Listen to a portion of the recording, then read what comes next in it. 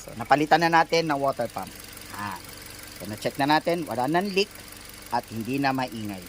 Kaya tayo nagpalit dahil may leak to at maingay yung bearing. Diba? Yan yun. So ngayon, dahil binuksan natin yan, matapon ng coolant, nagbi-bleed tayo ngayon. So pag bleed, gumagamit tayo ng scanner. So ang current temperature or ECT ay 96 degrees Celsius. So nasa normal temp between 90 to 97 degree. So before 98 degree, aandar ang fan na yan. Kaya natin ginagawang bleed para maalis natin yung mga hangin na natrap sa loob. Kasi oras na tinapon natin yan at nag-fill tayo ng coolant, magkakaroon ng hangin. Mandar na yung fan at bababa ulit yan up to 90 degree. At mamamatay ulit yung fan.